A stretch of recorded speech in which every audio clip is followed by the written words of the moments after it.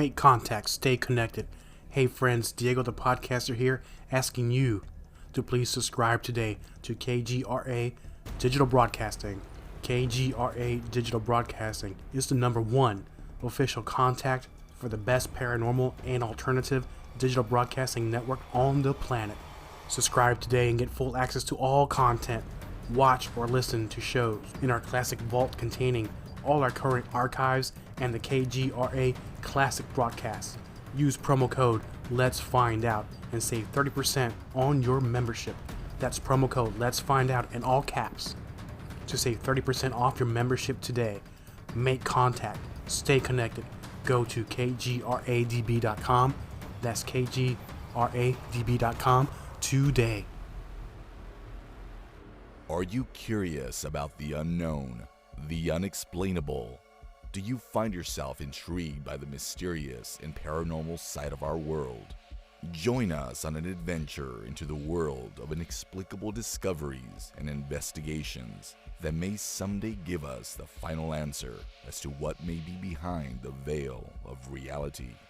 The borders of space and time have opened once again, and transmitting from the mountains of West Virginia, it's time once again for Let's Find Out with Diego. The universe is waiting for you.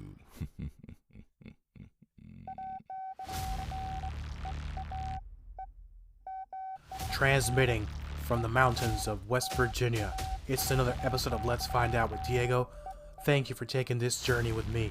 On this episode of Let's Find Out, renowned for her diverse talents and profound creative vision, our guest is a best-selling author across multiple genres, with her captivating history and haunting book series gaining worldwide acclaim through prominent features on international radio, podcast, and television programs.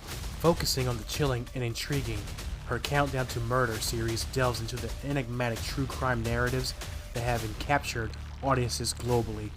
Beyond her literary prowess, she boasts a prolific portfolio as a muralist, having painted over 4,000 murals nationwide, with additional credits as an escape room and game creator, former TV talk show host, and model.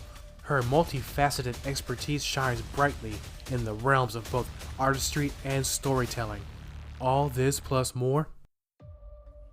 Before we bring in our guest, we do have a special guest co-host. He's known worldwide as the Archangel of the Paranormal and versed on the psychology of the criminal mind, and an expert researcher on serial killers. He is Thomas Patrick Gormley. Thomas, my friend, welcome back to Let's Find Out. Great to be here, my friend Raph. It's been a little bit, but I'm glad to be on, especially tonight, with our special guest who is amazing, and can't wait to talk about how we met and what has transpired during that time. Absolutely. And I think the last time I had you on, we did a special show with Adam Began, and we talked about the Bigfoot murders that happened about, I think, last year, 2 years ago. I think we never wrapped that one up because I know what happened, but we'll save that for another show. So, Thomas, you and your partner had a very successful Paracon over the summer. Yep. How did that go? And how are we looking for 2025? We're going to have another one? What's going on? We are definitely going to have another one. You know, as the shaman and the showman, me being the shaman, my partner Charles Rosenay being the showman, we do a lot of Paracons. We do a lot of big stuff. We do a lot of medium stuff and some smaller stuff. But the big ones is the Connecticut Paracon, with 2 ends being Connecticut, and the Salem Horror Paranormal Festival. And now we have the Witch Trials Festival. So those big 3 ones and all that. So those are all coming in 2025. Every time we do them, usually Connecticut Paracon is the second week of July. Past year, we did Salem in October. We decided to bring it back to November, so the second week of November. The Witch Trials Festival will probably be again, probably mid-October, mid-August. And, throw in some psychic fairs, and some people get to come investigate with us, which is always a big thing. And we get to go all these places nobody really goes. So it's nice and fresh for people to get that experience with us. Just a normal day in the office for you, my brother, because I know you're always busy. Yeah. But we always find time to test each other and send each other ideas. So I love you for that, man. That's a great thing you do for all of us, not just me, but for the rest of the historically haunted booking folks there. So bringing in tonight's guest, friends of the show, please welcome author, storyteller, and artist Rebecca F. Pittman. Rebecca, my friend, welcome to Let's Find Out. It's a pleasure having you on. Well, thank you so much. It's a pleasure to be here. I know Thomas, and I'm looking forward to getting to know you, Raf.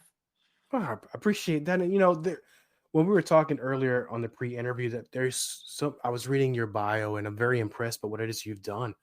And there's so many topics we can choose from during your career, and I feel that we can probably go 2 or 3 hours, but I promise it wasn't going to go that long. I mean, not only with paranormal, your novels, and modeling.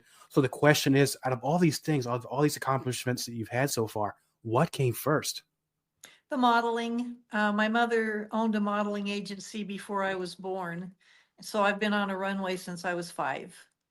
And not the kind that you think of, like with the Jean Bonnet with the tiaras and showgirl outfits. I was in my little Mary Janes and my Easter dress and missing 2 teeth when I was 6. Really sexy stuff. And but it gave me a lot of confidence because some of the audiences were 5,000 people in these huge event centers. And it was just a great way to grow up. And she helped so many women with their self-esteem that it set me on a course of wanting to be a motivational speaker and help people. And so I'm very grateful for that. So it started with her. And during that time, talk about your model. Did it continue on into adulthood, or was that something you did while you were at that stage in life? No, it kept going. In college, I was a Janssen swimsuit model. I don't know if you remember the Janssen swimsuit brand. I'm dating myself here.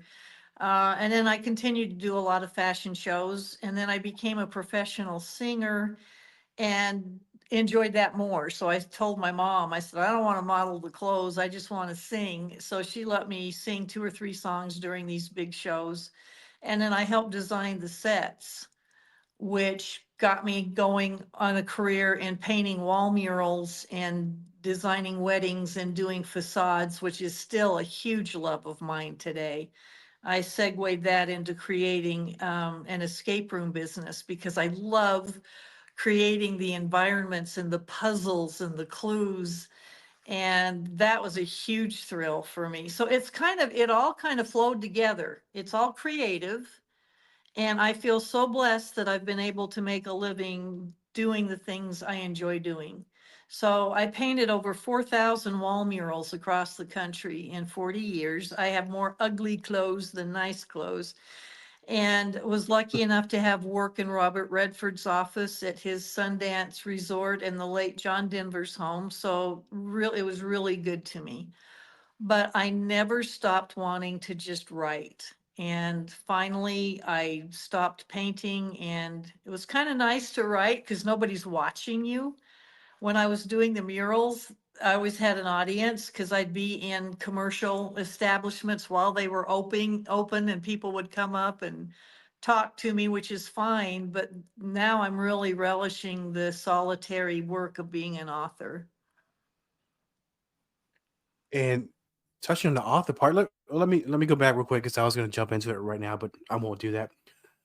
How did you both meet? Because you and Thomas have a lot of things in common, not only with the paranormal, but also with researching the criminal minds and murders and things like that. So, how did this relationship start? Where did you all meet? Do you want to tell it, Tom?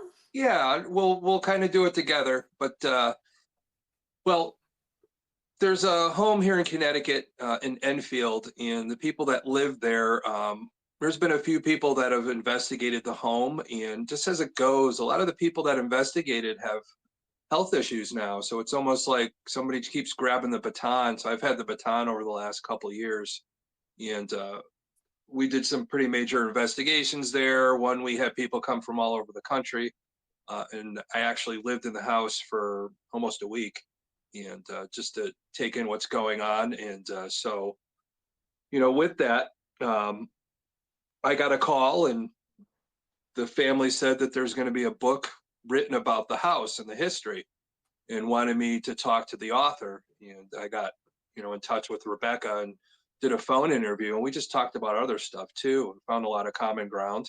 And I've been wanting, stay in touch with her with a lot of other things, like especially I'm doing a podcast right now, an 8-week podcast with some friends about serial killers and murderers. And all I could think of, I got to get Rebecca on there with me because the Pam Hupp story and all that. So we did that last week, and just her knowledge of that, which excites me because I don't get to talk to a lot of people that are well versed on, the true crime like she is. So it's fun because me being paranormal and true crime and serial killers, it's all the same thing, for me, because nobody can really figure out the exact mind of a serial killer, as we can't figure out the exact reason for paranormal.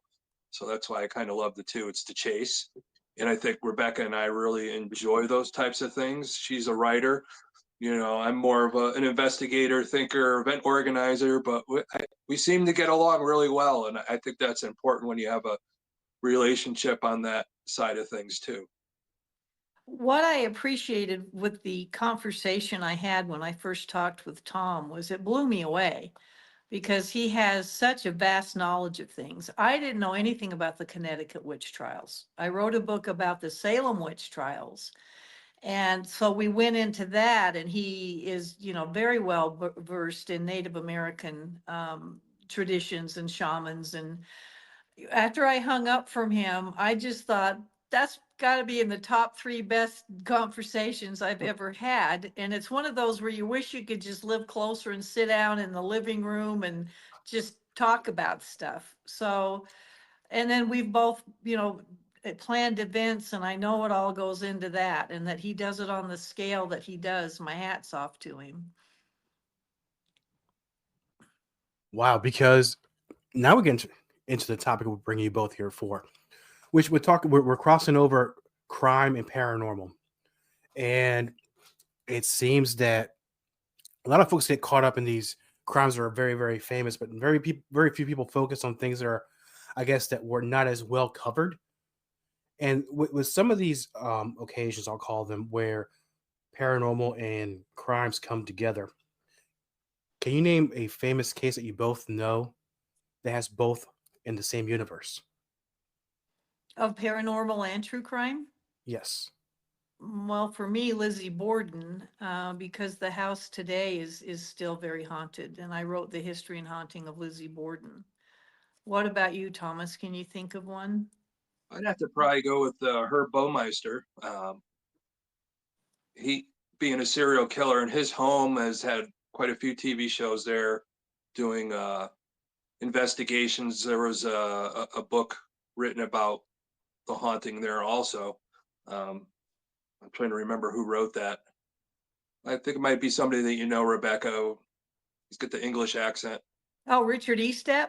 Yeah, he wrote. Yeah, he wrote the book about Herb Baumeister's place, the Fox Hollow. Yes, Foxhall. Yeah, Yeah. Richard's a prolific writer. He's Yeah. very talented.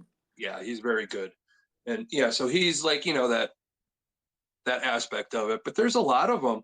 I think you can't have like a murder case or anything like that with that trauma that doesn't lead to a possible paranormal happening. So you leave that mark. I agree with you. How does that not imprint Yeah. on, because, one of my favorite topics is the stone tape theory. And most of the older buildings had quartz in them somewhere, whether it was granite, limestone.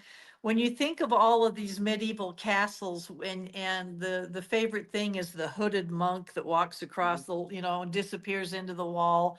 And it's the monk ghost does the same loop every time. You can't interact with it. It's like a VHS tape. And what I found out was that most of these castles were built with limestone and quartz is used in radio transmitters and receivers. And I thought, well, that makes total sense because we're energy. And in a traumatic event, that energy is released like a bomb. And if it imprinted on crystal quartz, why not replay back under certain circumstances? Environmental, or whatever. And I've got no problem with that. You're, That's my pet theory. yeah. Well, you're definitely right about the bomb of energy, because it goes in reverse too. Where somebody passes away, a lot of that energy is released. But then when they're stuck, and I've helped energy make the decision to leave, and you could feel that burst of energy when they finally make the decision to leave too. That's what still dumbfounds me, scientific way, why that happens. So, and I think that's the other part of the chase. So it's a beautiful thing. It's a tragic thing all at the same time. Well, people are 99.9% energy and light. And that's why when we die, this meat suit we're wearing may go into the ground or cremated, but that energy, you can't kill energy. It just Yeah, changes form. exactly. And so why people get freaked out about ghosts and spirits, I don't know, because that energy has to go somewhere. And sometimes it lingers for whatever reason. And I think that's why all of us are so fascinated with paranormal. Why are they here? What do they want? For me, that's the ultimate mystery. Not that they exist, but what is the purpose and what are they hoping for? Yeah, because you get so many different layers of it. Just like in life, you get so many different types of people. And I think energy, you maintain a little bit of consciousness. So, if somebody was not such a nice person or that, and that's how it weighs. And I think that's what goes when a home over time has murders, suicides, and stuff. Speaking of that, like the book that you just recently wrote, you know, that has everything. I mean, what we're talking about, you know, what's paranormal and what's true crime. So in the book you just wrote that I was part of with you, it has all that. It And, does. I mean, yeah. you've got murders and suicides. We're talking about the 1771 Enfield House in Connecticut. Used to be called the Enfield Demon House. But yeah, I mean, I've never, 200 years of history in that home of murders, suicides, mysterious falls, neighbors. It spread to the neighboring homes where people accidentally caught on fire, more murders, more. I mean, I have never seen a story like this in my life. And to speak to what Thomas just said, one of the things he did at the house, and I'll let you tell the story, was when you were helping some of the spirits cross over, and tell him what happened when one of your team was waiting out front and you'd Yeah. helped about 7 or 8 spirits cross over. Yeah. So we were upstairs. There was 3 of us are shamans, and then the other person was a psychic medium. And we were just reaching out to the spirits, and we had a device going where we were communicating, just spiritually, and also through your ITC devices and all that. And we're picking up all these different people, and we just one by one, we found out, they told us their story. They wanted to move on, didn't know how to. We got to the point where, we started telling them, well, hey, if what's the greatest thing that's ever happened to you? What's your best memory? And so, well, I really like daisies. So I said, well, find the field of daisies. And they said, oh, I see it. And they said, oh, see it. They would leave, and there'd be a change. And we just kept going, all these different people. We're upstairs, and somebody was outside that's able to see also as a psychic. And they're out there, and they literally watched 8 spirits that we helped pass on walk out the front door as a shadow figure and down the street. Isn't that cool? Yeah. That was one It's of my amazing, favorite Thomas. parts. That was one of my Yeah. favorite parts. But for them to be in a total different part of the house, and us knowing that we passed 8 without talking to this person, they said to us, what were you doing up there? I just watched 8 shadow figures walk out the front door and down the street.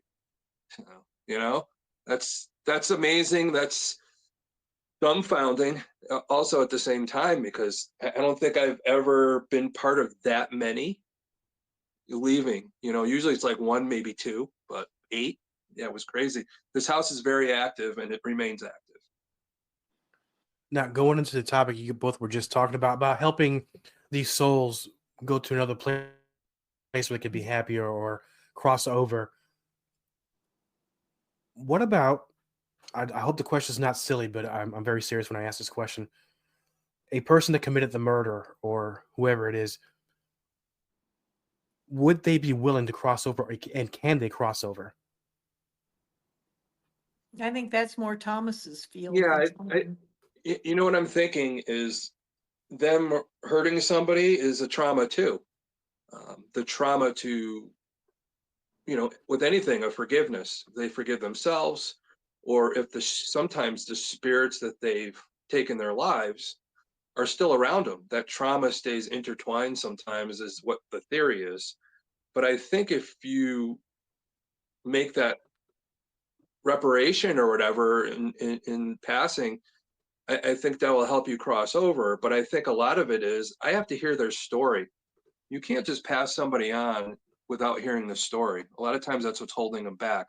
All they need is somebody to hear who they were in life, and all that. And I've talked about this before, the second death. The first death, of course, is like Rebecca taught, our meat suit's gone, our energy's still there. But the second death is when nobody ever says your name ever again.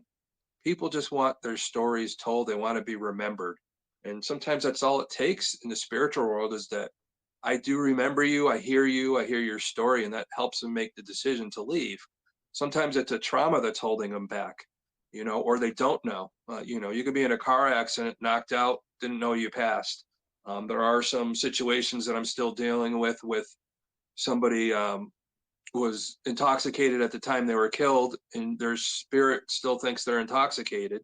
So Hmm. they can't seem to make that connection to be able to pass. So it takes a while with certain things, and what I've come into contact with, the different energies, what we found evidence wise. But I've told you before, I'm not a big film it and put it on TikTok or any of those things. I think it's more of a private thing for me to help the living and the dead. And I think that's what they want. I hear their story. As long as somebody hears them, they do make that decision to leave. Well, look at social media. We are all wanting somebody to see us. I Hmm. mean, that's what social media is in a nutshell. It gave people who felt invisible for most of their lives a way to show their face, their accomplishments, their 15 minutes of fame, whatever you want to call it. Why is it so different just because we've died? Because that consciousness goes on.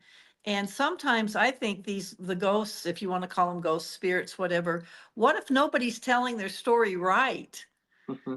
And they're still trying to say, wait a minute, that's not what I did. That's not what my life was. I mean, when they say unfinished business, which you hear that a lot, what if that is part of it? Yeah. Because people ask me about spirits, and I don't know about as much about them as Thomas does, but I said, just because grandma died, if she was nice, she's not suddenly going to be mean and awful because she's now a spirit. Her personality's not going to change. A lot of people have this concept that if it's a ghost, it's going to scare you, it's evil. That's ridiculous. Their personality doesn't change because they passed away. And I find that to be an interesting concept people seem to have. Hmm. Yeah, I think the big thing is for us, a lot of people are afraid because they don't understand. That's with anything, even our society as we're living. When you don't understand a certain person, that creates fear sometimes, and that's how our society goes. That separation. But even in the spirit world, when we don't understand, that's, of course, they're going to be afraid. But I think, going into an investigation, or like yourself, when you're doing your research for a book, once you have all that research done and you know what you're possibly dealing with, it's a little easier. It's not as frightening. Hmm. It makes more sense that if I go into a home, I want to know who lived there. I want to know who I might be talking to. I want to know, by records how they died. And if I'm going to counsel somebody that's stuck, I need to know these things. It's just with anything else. If you don't know, you're just throwing a ball against the wall and just, hope it comes back to you. It isn't guaranteed. So you have to do that research, into these things. It's like with a book. You're doing research, you want to make sure that everything's covered. It's the same thing with an investigation.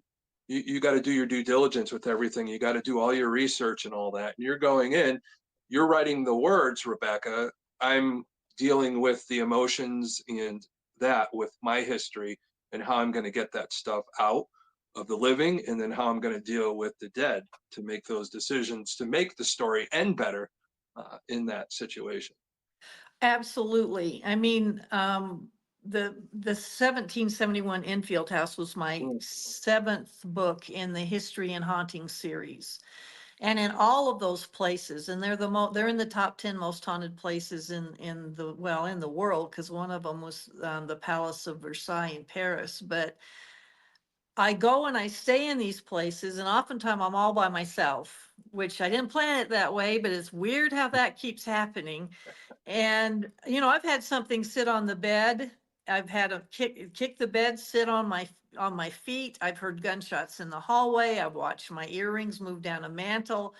I've had all of this stuff happen to me. I never felt truly frightened in that I thought it was going to hurt me. It's always frightening to have something touching you and you can't see it, but I never felt threatened. And I'm so sentimental that I'm the one patting the bed going, come tell me what happened to you. And maybe they pick up on that vibe. I don't know. But to your point, Thomas, I researched the bejubies out of these places, whether it's the Stanley Hotel or whatever, because if you don't know the bones of the story, you've got nothing. You've got a dry essay report. And you need to know what happened to the people there and to the structure and what land it was built on and what came before it. And that's my favorite part, is the research. I'm never happier than when I'm sitting with old newspapers in an archive. So you're absolutely right. That's the only way to go about it. You have to know that part of it. It's like skipping to the end of a book and reading the last page, and you have no idea what came before it.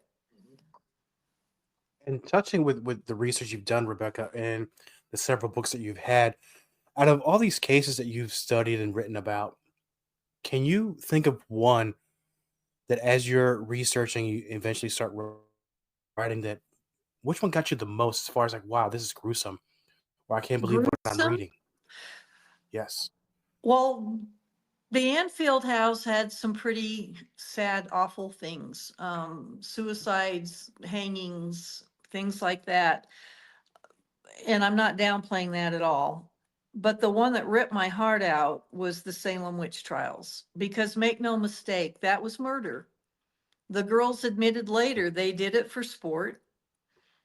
And what always amazed me was after watching the first one hang, Bridget Bishop, they could have stopped it right then.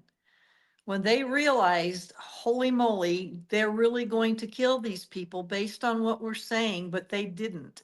And 19 people. And I'll tell you, there were times when I was writing about, like Rebecca Nurse, 72 years old and very religious and a sweet person, and they called her a witch, and she went to trial for it. They were going to let her go. The judges let her go home after she'd been imprisoned in those horrible jails, and the girls didn't want her to go home. And so that night they said she came in through the window in her spectral form and choked me and pinched me, and they had them bring that poor woman back and they hung her.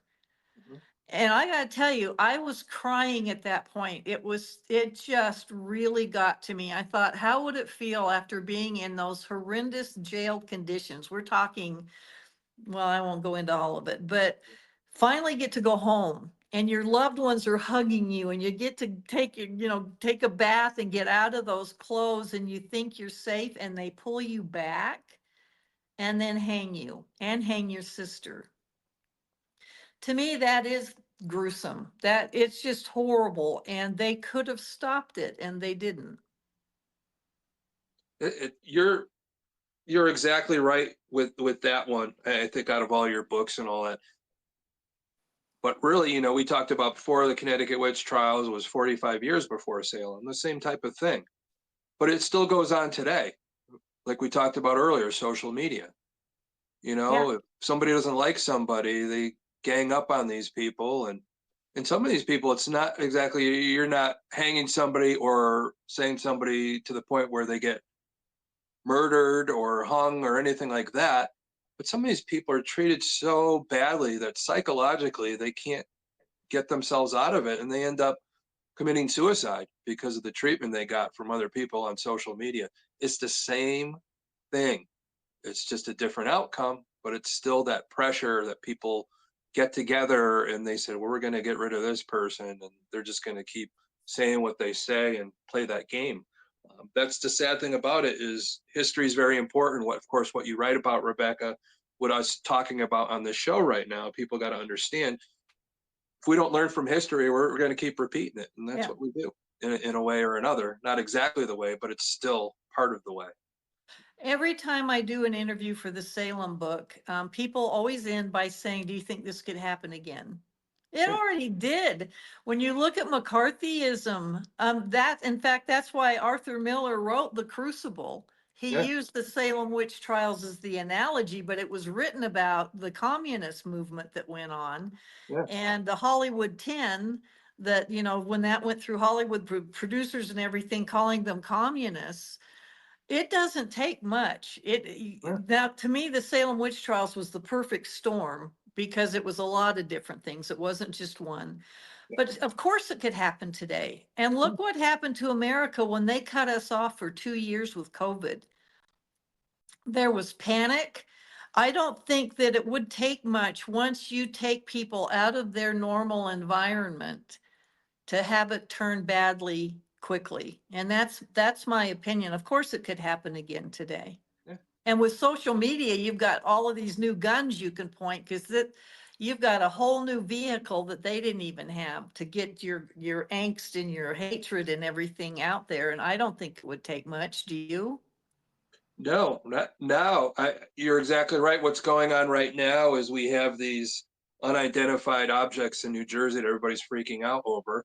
And I still firmly believe that it's just another way to desensitize us for something bigger to come. And that's Yeah. what I'm worried about right now. I'm very worried about not what's flying above us, about what's being planned and desensitizing us to what is my question. Well, you know, my brother was in the Secret Service for 5 of the United States presidents, and there was a lot he couldn't tell me. He came in at the tail end of Nixon and went out with George Bush. And he said, if I told you everything that went on, you'd leave the country, which always scared me. But he always tried to protect me and wouldn't tell me things that were going on. But he was stationed at the Air Force Base in Colorado Springs. I was 21 years old. I'd just gotten married, and my husband and I came to visit, he and his wife. And at 2 o'clock in the morning, I heard him run down the hallway.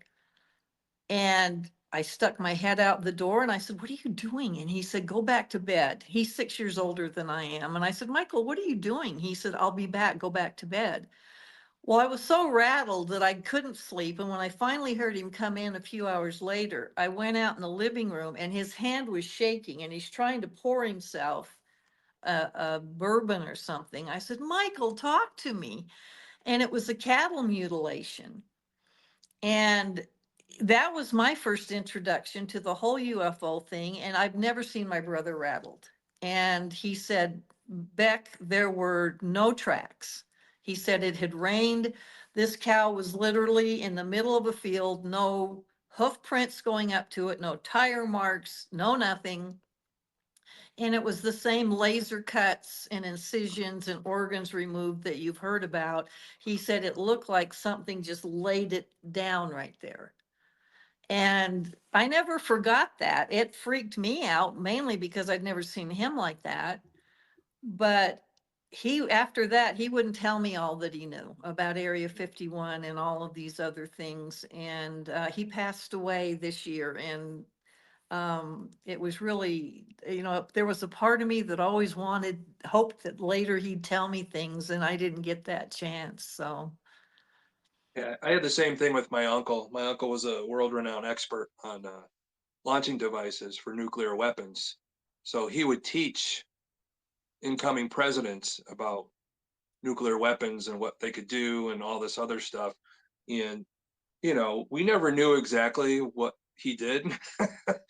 So it was one of those, he came out of, you know, the army intelligence, and did all these things for the government, and very good friends with high up people and counterterrorism and all that. But, you know, he passed away recently too. And we never knew exactly what he did. He never talked about it. He always had that look on his face that there's a lot I know. If I ever told you, then yeah, exactly. You'd probably want to leave the country. So, yeah, that's stern. There's so Stern much look. out there. I mean, Yeah, I'm huge into Egypt. I yeah, love the ley lines. I love all of this stuff. And that's what keeps people intrigued is the mystery. I hope we never solve all of them. I like the mystery part. yeah. Same thing about the paranormal. We'll never, ever agree 100% on that. Same thing like we talk about true crime. We'll never be able to 100% figure out what's going through the mind of a person to make them switch from just being having trauma to actually being a serial killer. We'll never know what the switch is. So we could speculate, but And it, how it's much also of it is just a mental aberration they were born with, and how yeah, much of it was environment and nurturing or not nurturing? I mean, yeah, it is fascinating. When people ask me, aren't you afraid of the ghosts? I go, no, I'm more afraid of the living than I yeah, am of the exactly. ghosts. Yeah. But I think we'll go back to the Enfield house. I think you were talking about how you would stay in all the houses, and I think you kind of had a issue with the Enfield one. Yeah, I've never written about a demon. Yeah. And even though they believed that the demon, in fact, they thought there were two there, one in the attic and one in the cellar, that they were successfully exorcised in 2015, I was still very nervous about going in there. And I don't scare easily. So I did hear footsteps overhead while I was interviewing them on the family side. This home is a duplex. So one half they rent out to paranormal teams to let them research, and the other half of the family lives there. And when I interviewed, I was there 2 days. I stayed in a hotel nearby, and that's the first time I've done that. In all the books I've written, I've stayed in the places. But in the renter side, which was the first day I interviewed them, I felt fine. And I thought, I don't know if I'm buying this whole thing. But the next day when I went on to the family side of the unit, it was so totally different. There was this thickness to the atmosphere. And I just felt my heart pick up a little bit. And it wasn't imaginary because it didn't happen to me on the renter side. I actually thought, I'm not seeing anything here. And then while I'm interviewing them, the owner, Elka, she and I both looked up at the ceiling at the same time, and you could hear the steady tread of somebody walking right above our head. And we were all accounted for. And the staircase to the second floor was right by us. It's the only way up or down. And when it's time to go up there, I didn't want to. And then by the time we got to the attic, I was darn near having an anxiety problem. It felt like something wanted to hurt me. And when we were heading down the stairs, I put my husband in front of me and put my hand on his shoulder and made sure someone else was behind me because I thought something was going to push me. I've never had that feeling before. Um, so writing the book was a little more difficult for me because of the demonic aspect of it. Now, today, what they have is a plethora of paranormal activity, not so much the demonic. Do you agree with that, Thomas? Yeah, I think a lot of it left back in 15, 16. Good friend of ours, Joe Frankie, who's part of the Warren Legacy Foundation, but he worked 40 years side by side with the Warrens.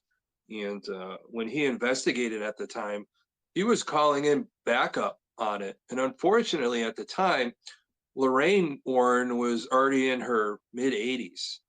And on one of the investigations, one of the women, she was maybe short, 5'5", maybe 5'6", probably about 200 something pounds, a big woman. This woman was picked up and tossed down the hallway and all that. And then Joe is relaying this to Lorraine, and Lorraine's daughter Judy says, I can't have my mom go. It's too dangerous. So Lorraine helped out via phone, just giving some advice. And, they had several priests come in. And then finally, I forget who it was, but they finally got some peace in the house. Yeah, But Jay Dodd and yeah, Neil Farley finally did. But the thing is, I mean, Raph, this place, it's 200 years of stuff that, I mean, just inexplicable things. Entire families almost wiped out. Really weird stuff.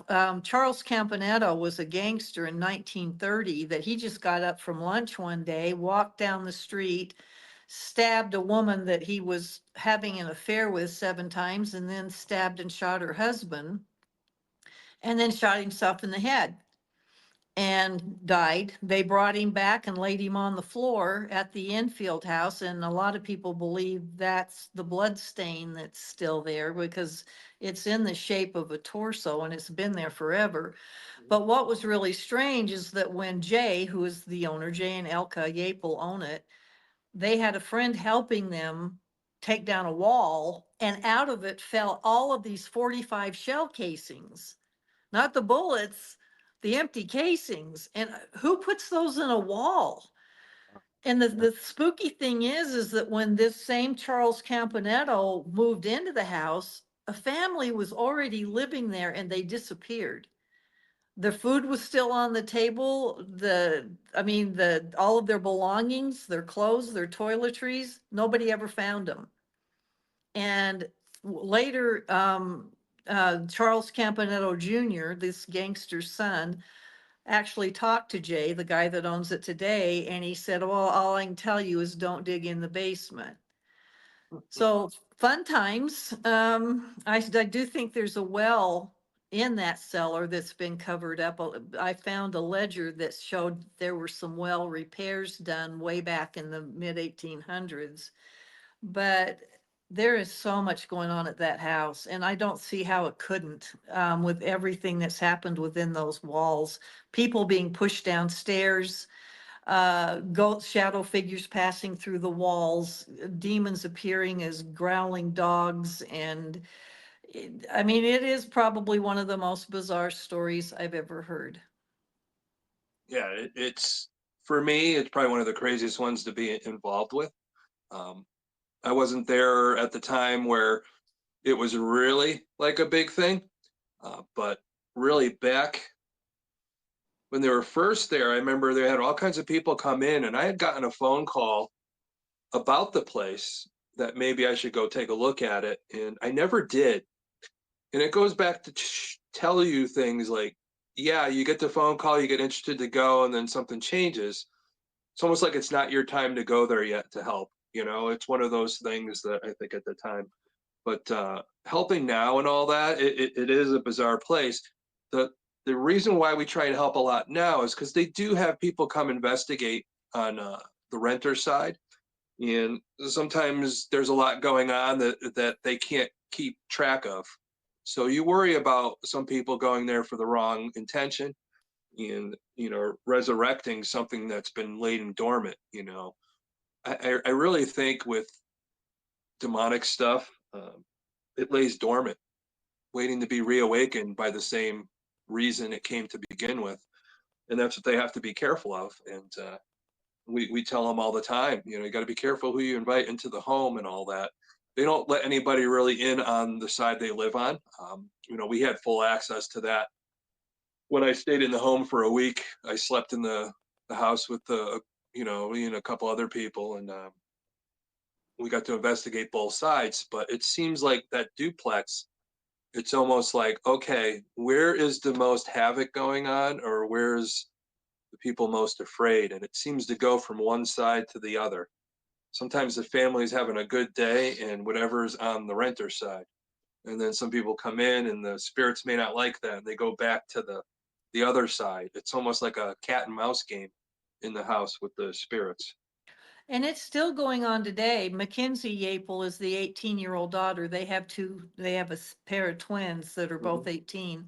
And Mackenzie, on the renter side, will make t-shirts that she sells at fairs and so forth up in the master bedroom. And the spirits will let her know when her time's up, because she's up there late into the early morning hours. And I said, well, what do you mean? And she said, it starts with scraping coming from the closet, then knocks on the wall. And she goes, sometimes I'll go, just give me 10 more minutes, I'm almost done. And it gets louder to let her know your time's up. It's our turn to have this side of the house. And she's so calm about it. And I think it's because she's so used to it now. Yeah. But one of the things they saw that freaked me out the most was called the dripping lady. And this is an apparition of a younger teenage girl. She thinks she's about 13, that's soaking wet in a long white gown, long dark hair, and people were feeling water coming out of nowhere, dripping on them. And where there were rooms with no pipes or anything. And a lot of her friends have witnessed it, a lot of people who've been there.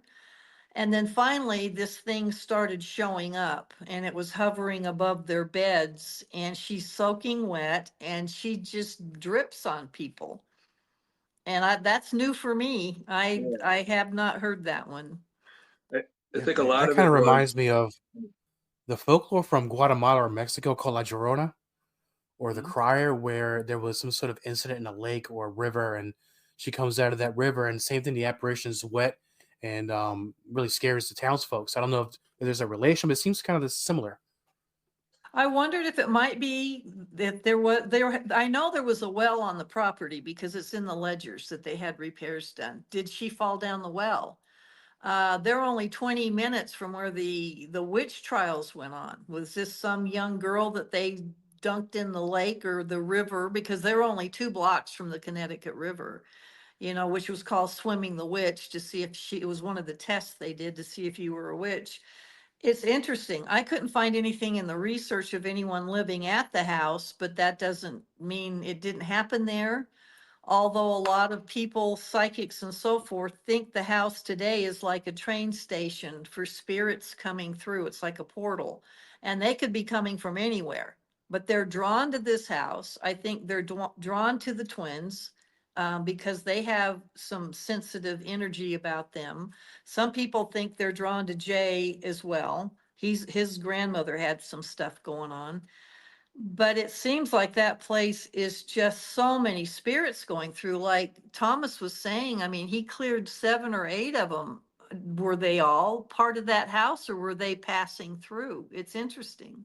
It is true, when you're have ability, you become a beacon of light, and it's like flies to the light, People that are looking for help, they're wondering why they here and don't know where they are, and they need help, they need to hear their story. It's the same thing when you open that portal, you want to call it. I really don't want to call it a portal anymore. Yeah. But there is that part of it, and we try to help shut that down where it doesn't is active. But really, you could open that stuff right back up on how your intention and how you put things into the home. Like I said, keep having all these investigators in. But I think a lot of it, talking about the young girl that was dripping wet. The other theory that I kind of talked to them about was just the fact that that land and area, there was a major Indian massacre by some of the British, and getting rid of a whole tribe in that area, specifically there. Don't know. There's not enough record. But when you really put into Native Americans, they're always going to be by a river, a water source, and all that, with fertile land, which Enfield had at the time. So you could really put yourself in that place as some kind of Native American land. Burial grounds, probably not. I don't see enough bounded area in that, but that could have been changed over time. But I really think sometimes elemental spirits will show themselves, with Yeah. that element of water, fire, whatever you want to say, for having a young girl dripping and all that, showing herself as a young girl to the young girls, that concerned me. It's another type of what you want to put. Indian lore is the demonic side of, you know, Indian lore is to send those elementals for a warning, to you're not respecting the land. And so, of course, when we were there, we did a land ceremony and all that to try and help out with that type of stuff. But you never know what's going to work. Sometimes it's not just a one-day thing. It's something that's got to continue. They got to continue to have respect for the land. Anybody that comes in there that investigates, they need to have respect for the family, respect for the spirits there. It's fun to go in and learn about the paranormal, but like I've told the family, I'm concerned that you're going to have the wrong people come in and try and conjure things. And, then somebody like myself, Joe Frankie, John Zaffis, who have all worked at the house, have to go in and try and help them again. You're putting new energy in there that doesn't belong in there. When you're opening a door Yeah, and then you get to go home, but the family's stuck with it.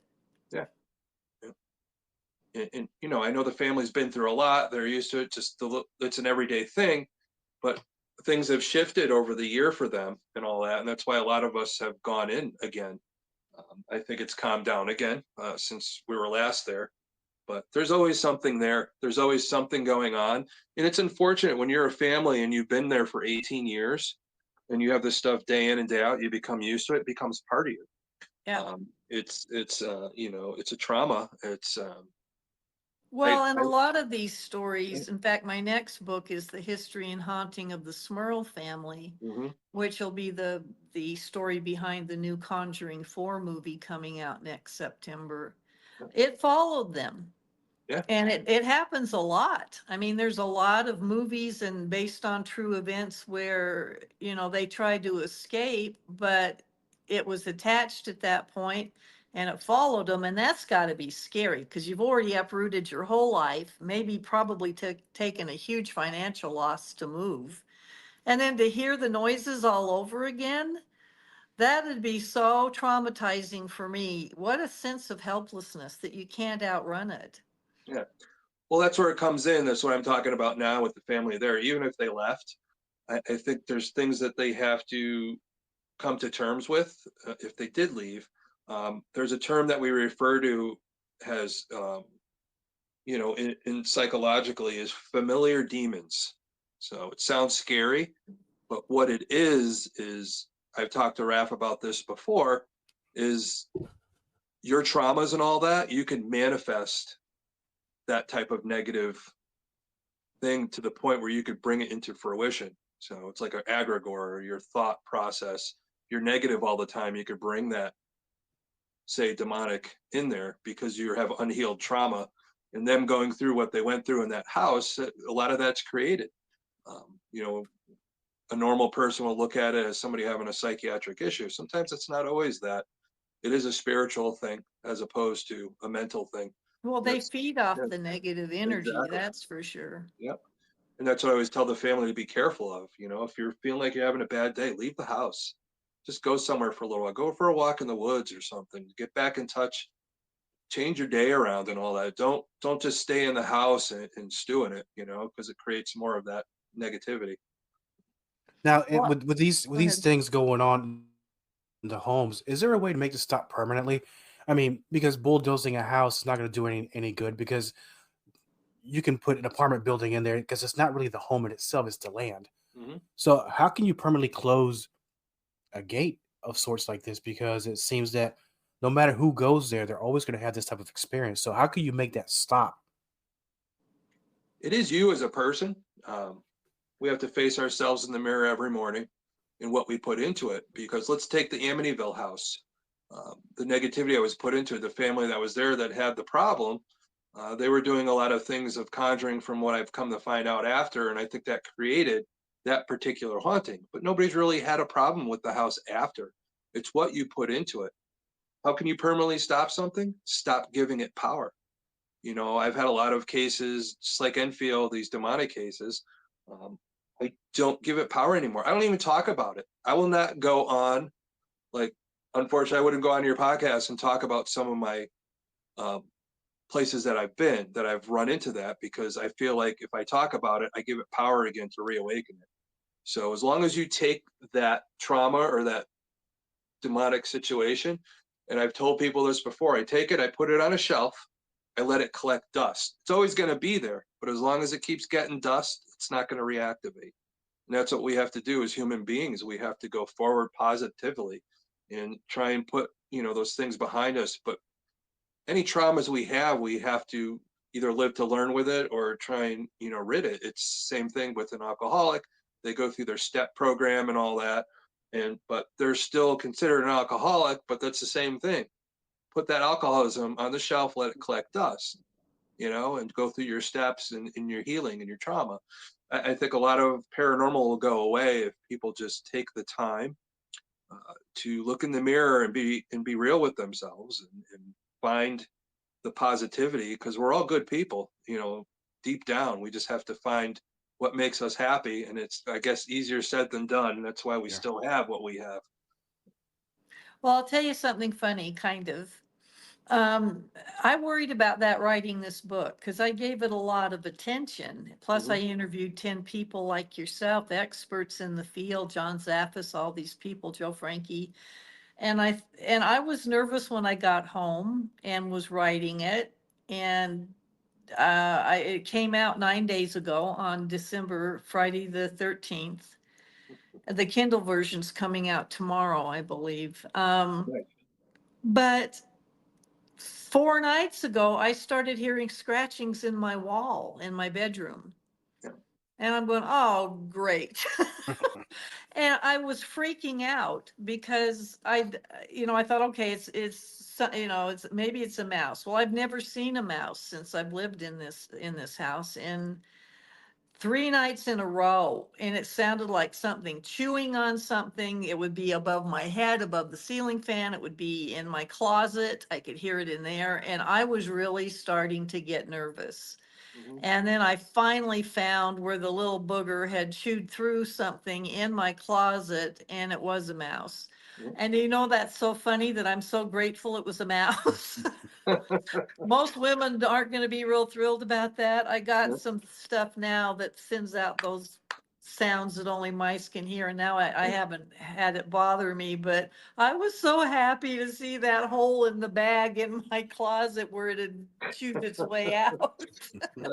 That's why I have cats. Yeah. Yeah, cats are great for that. I had 5 cats at one point. No one mouse Yeah. in my house ever. It's Yeah. the greatest thing. Okay, I'm getting a kitty. Yeah. Yeah, you should. There you go. So, Get two. They keep each other company, and they get to Okay. gang up on anything trying to get in your house like that. One of so my favorite commercials is the dogs versus cat owners. And it's showing the dog walker, the guy walking his dog in 3 feet of snow, Yeah. and the guy that owns the cat's curled up in his bed all warm. Yeah. Because Exactly. go use the litter box, buddy. The so best. now, Rebecca, with all the books that you have out now, you have the new one that just been released recently. For the listeners of Let's Find Out that want to learn more about you, your books, and where you're going to be in 2025, where can they find out? My website's www.RebeccaF, as in Frank, Pittman, Pittman books.com. So Rebecca F. Pittman books.com. I have 3 more books coming out next year, and I've written 18 now. It doesn't seem possible, but it fascinates me, and I'm so grateful people love what I do. It lets me keep doing what I'm passionate about. And thank you for having me on here and sharing your forum with me. Of course, the minute Thomas sent me your information, it's like, oh, we're going to have Rebecca on. We're going to talk about this. And Thomas, 2025 is looking really good for you. Can you go over one more time what you're going to be doing? Well, I got a part of a TV show coming out. I got a couple episodes. I think the one's going to be coming up by the time we air this one. It'll probably already be out on Paraflix, Dark Echoes. Of course, part of Rebecca's book on the history and haunting of the 1771 Enfield House. Lots of normal investigations, but a lot of events. Connecticut Paracon, Salem Paracon, the Connecticut Witch Trial Festival, psychic fairs, just investigations that people get to come along with us. Always got stuff going on, but I'm on Facebook, Thomas Patrick Gormley, all the other avenues, your TikToks, your Instagrams.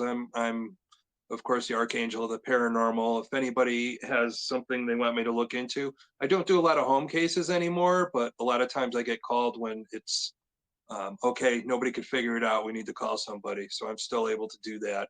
So, www.archangel of the paranormal at, gmail.com or whatever, the archangel of the paranormal at gmail.com is how they could get a hold of me by email. And that way I can reach out. And if anybody has, I don't give out my phone number. Most people I always tell, if you're going to call me, I don't have you in my system, just text me so I know it's somebody not trying to sell me something. Try to sell you on that car warranty is running out, you know? Yeah, exactly. So that's what the drones are for New Jersey. That's what they're trying to do. Well, that He makes has sense to he me. has a great interview in my book, and we have all of his upcoming things and his contact information. And Thomas, thank you for what you did for me. I mean, that was a great interview, a great contribution to the book. Oh God, I appreciate it so much. I was glad I was able to help out. Like I said, if I could help somebody out, and I'm always there for people, I will make the time. You know, I think it's important to make time for friends, family, or somebody looking, you know, to go down that avenue. Anything I could do to help. Well, Raph, what about you? What's Oh my goodness. 2025 doing for you? More podcasting. I have now that, like I said, I really hate myself. So I started a second podcast, Bonus Overdrive Wednesdays. So I'll be doing putting a lot of energy into that. Same thing with this show, but that's what I see myself doing. I'm eventually, and I always say I'm going. I've traveled so much during my wrestling days that I'm a poor traveler now. But I got to make it to some of these Paracons. I got to go to Maine one day, and I'm just have to fly there instead of drive. But Connecticut. before we go, Connecticut is closer than Maine for sure. Before we go, Rebecca, you mentioned something earlier, and I promise I'll make this super quick. You mentioned earlier in the show that your brother worked in the Secret Service, correct? Yes. And it was during the Nixon administration? He came in at the tail end of Nixon. He did go with him to Red China. Mike was in charge of the security for Air Force One. So every time one of the presidents flew anywhere, he was in charge of Air Force One and went with them. Okay, so this might be a topic for another podcast. Maybe I'll have you back on. Did he ever mention to you the story and the connection of Jackie Gleason, Nixon, and UFOs? He didn't, but I've been watching that. That's pretty darn interesting. Yes, And it is. Jackie Gleason, of all people. Yeah, I watched a documentary on that. He didn't. He was very, very careful. He said there were stuff about the JFK assassination he couldn't tell me about. Drove me nuts because I'm a researcher, and it drove me nuts that he couldn't tell me stuff. You know, sometimes it's better not to know. And with that, with Jackie Gleason, you know, he made a house that looked exactly like a UFO ship. No. Yeah, like I said, that'll be a topic for another show. So, Rebecca, when you come out with the next book, please come back on the show. We'll bring Thomas back on, and we're going to have another great conversation. And I hope to see you both in person in 2025. Thank you. That would be lovely. Thank you both. This has been another excellent episode of Let's Find Out with Diego. Please check us out on all our social media pages, as well as on YouTube and Rumble. Like, share, and subscribe. Also, Let's Find Out is on KGRA Digital Broadcasting. Catch the show on Saturdays at 2 a.m. For more information, please visit kgradb.com. That's kgradb.com. Together, we will get one step closer to finding out. Thank you for taking this journey with me. Until next time, my friends. Let's find out with Diego, the power of Diego Mania. All content for Let's Find Out is property of co-host Diego and is served directly from our servers with no modification, redirects, or rehosting. All celebrity impersonators are paid performers. The impersonated celebrities do not endorse or promote any views or opinions expressed by our guests, co-host Diego, or Let's Find Out. The information shared on Let's Find Out is provided on an as-is basis, with no guarantees of completeness, accuracy, usefulness, or timeliness.